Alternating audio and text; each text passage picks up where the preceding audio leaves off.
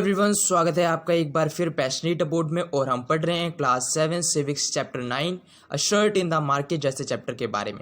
और आज की वीडियो लेसन में हम बात करने वाले हैं वीवर्स और कोऑपरेटिव्स के बारे में। अभी तक हमने पुटिंग आउट सिस्टम के बारे में जाना।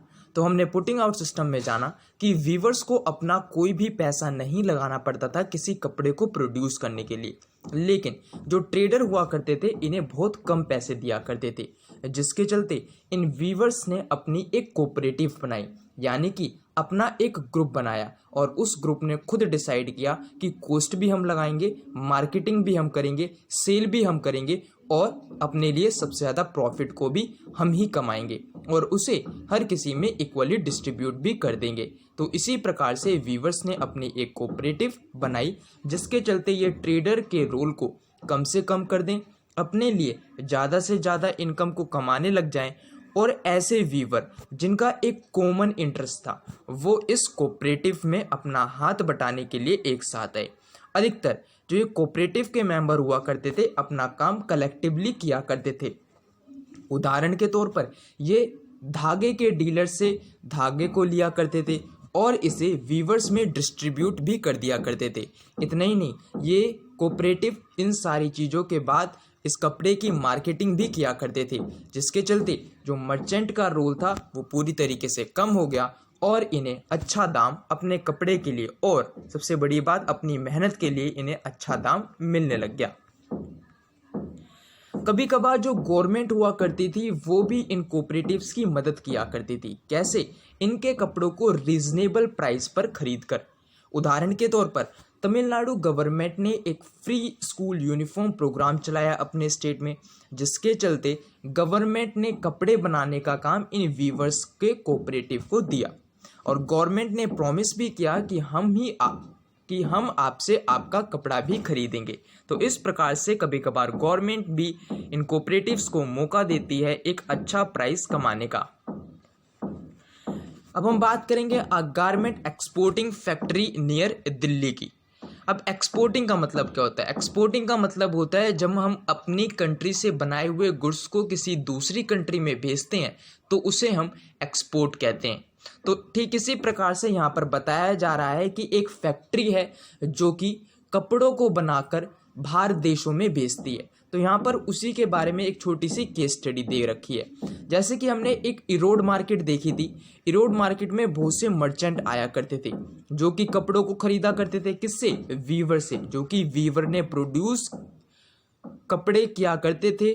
उन्हीं कपड़ों को ये मर्चेंट उनसे खरीद कर इन्हें इन गारमेंट एक्सपोर्टिंग फैक्ट्री में दे दिया करते थे, जिसके चलते जो ये फैक्ट्री थी इनसे शर्ट बनाया करती थी और इन्हीं शर्ट को ये फॉरेन बायर्स को एक्सपोर्ट कर दिया करती थी, जैसे कि यूएस और यूरोप में।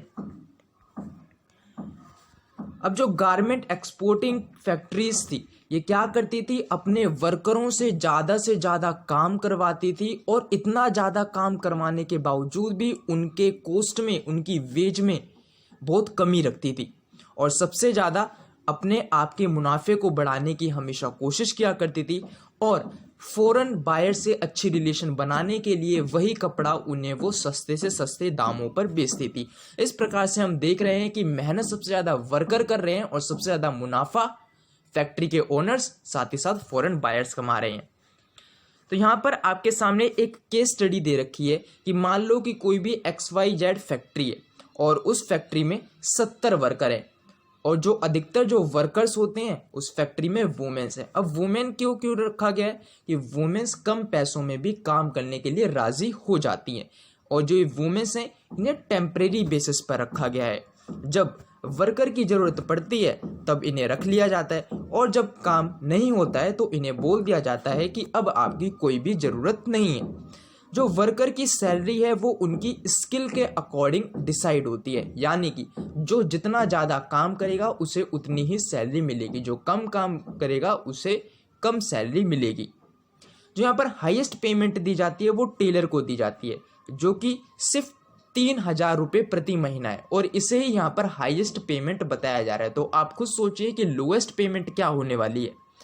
जो वुमेन्स है इन्हें एम्प्लॉयड किया जाता है हेल्पर के रूप में, जिसके चलते ये धागे को काट सके, शर्ट में बटन लगा सके, उनकी प्रेस कर सके और एंड में बनाई हुई शर्ट को पैकेज कर सकें। और जो सारी जॉब्स हैं ये कम पेमेंट वाली जॉब है। अभी आपके सामने एक पूरा डाटा दे रखा है जो कि आपको ये एक्सप्लेन कर रहा है कि उस फैक्ट्री में जो वर्कर काम करते हैं उन्हें कितना पैसा मिलता है प्रति महीना। हमने देख लिया कि टेलर को 3,000 रुपये प्रति महीने मिलते हैं, वहीं जो इस शर्ट की प्रेस करता है उसे 1.5 रुपये पर पीस मिलता है, वहीं जो इन सारे कामों को चेक करता है कि वर्कर अपना काम अच्छी तरीके से कर रहे हैं या नहीं और इनके बीच में काम को डिस्ट्रीब्यूट करता है उसे 2,000 रुपये मिलते हैं। वहीं जो धागे को काटने वाला और शर्ट में बटन लगाने का काम है उन्हें सिर्फ 1,500 रुपये प्रति महीना मिलता है। अब वही शर्ट जो इंडिया में मैन्युफैक्चर करी जाती है और उसे यूनाइटेड स्टेट में जब भेज दिया जाता है, यूनाइटेड स्टेट में जब उसे एक्सपोर्ट कर दिया जाता है, तो वही शर्ट इसे यूनाइटेड स्टेट वाले $26 में बेचते हैं, यानी कि 1,800 रुपये करीबन उस शर्ट का प्राइस होता है यूनाइटेड स्टेट में। अभी हम देखेंगे कि इंडिया वालों ने इन्हें कितने में बेचा। इंडिया वालों ने मात्र इन्हें 300 रुपये पर पीस लिए, यानी कि एक शर्ट का दाम 300 रुपये और इन्होंने कितना रखा 1,800 रुपये, यानी कि जो यूनाइटेड स्टेट वाले हैं, जो फॉरेन बायर्स हैं, ये 1,500 रुपये का मुनाफा कमा रहे हैं। वहीं हमने इससे कितना मुनाफा कमाया, हमने रॉ मटेरियल पर 100 रुपये खर्च किए। जब वर्कर ने इस पर काम किया तो 25 रुपये उन्हें भी दिए सैलरी के तौर पर। वहीं हमने ऑफिस को चलाने के लिए भी 25 रुपये लगाए, यानी कि 150 रुपये तो हमारा खर्चा हुआ। 300 रुपये में हमने उन्हें अपनी एक शर्ट बेच दी। अपने लिए मुनाफा कितना कमाया, सिर्फ 150 रुपये का, और उन्हें कितना मौका दिया मुनाफा कमाने का, 1,500 रुपये। इस तरीके से हम देख रहे हैं कि सबसे ज़्यादा जो प्रॉफिट मिल रहा है वो फॉरेन बायर को मिल रहा है। तो अब आपके सामने सारी चीज क्लियर हो गई होंगी और अब आपको पता चल गया होगा कि मार्केट में सबसे ज़्यादा फायदा किसको होता है। तो जो फॉरेन बिजनेस पर्सन्स होते हैं उन्हें सबसे ज़्यादा प्रॉफिट होता है। वहीं जो गारमेंट एक्सपोर्टर फैक्ट्रीज होती हैं ये मॉडरेट प्रॉफिट कमाती हैं, कभी ज़्यादा तो कभी कम। वहीं जो वर्कर दिन रात मेहनत करते हैं उन्हें इतनी भी सैलरी नहीं दी जाती है कि अपने लाइफ की बेसिक नीड रोटी कपड़ा मकान को फुलफिल कर पाए।